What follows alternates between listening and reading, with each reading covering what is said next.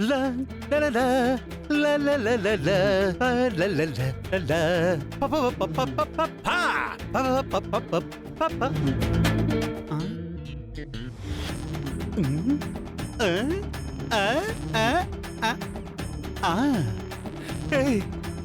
ఎవరు ఈ అమ్మాయి? కొత్తగా వచ్చిన పని మనిషిలా ఉంది. మంచి టైంకి వచ్చాను కదా. పద్మం కూడా ఇక్కడ ఉన్నట్లేదు. ఇదిగో అమ్మాయి, ఎవరు నువ్వు? ఈ ఇంటికి కొత్తగా వచ్చిన పని మనిషివా? అయ్యో అన్నయ్య, నేనన్నయ్య పార్వతిని.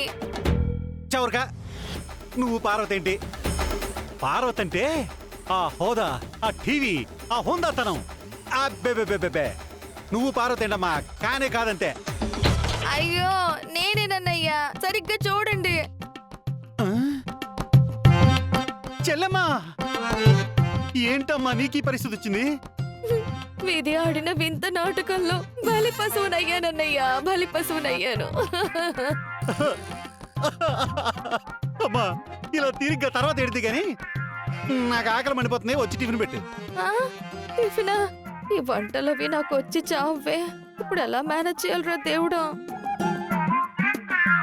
నాకు కాఫీ కావాలి. పార్వతి, నాకు టీ కావాలి.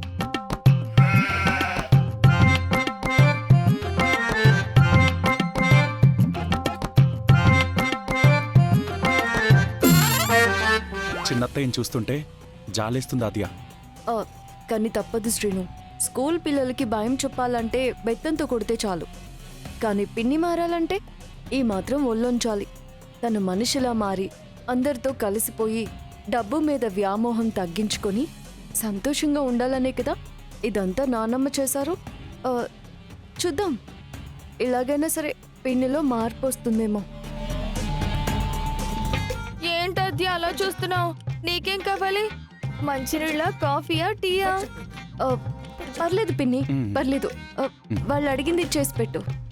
నాకేం వద్దులే శ్రీను.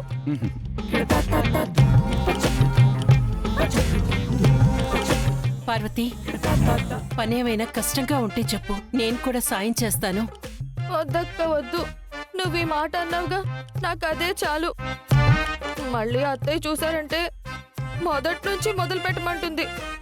నా వల్ల కాదు. సరే కానివ్వు. పార్వతి, స్నానానికి నీళ్లు పెట్టు, పొలానికి వెళ్ళాలి. పెడతానండి, పెడతాను.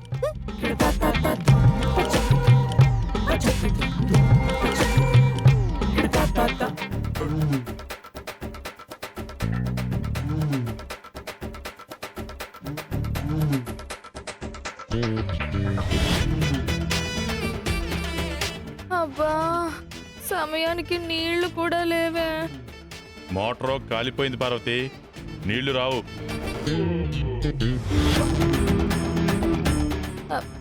రావా? మరేం చెయ్యాలి? ఊళ్ళో కుళాయి ఉంది కదా పార్వతి, వెళ్ళి పట్టుకురా. ఇప్పుడు నేను కుళాయి దగ్గరికి వెళ్ళాలా? ఏ వెళ్ళవా? ఏ బామ్మర్ది, నువ్వు కొరడా చూపిస్తే గానీ వెళ్ళేలా లేదు. వెళ్తాను వెళ్తాను.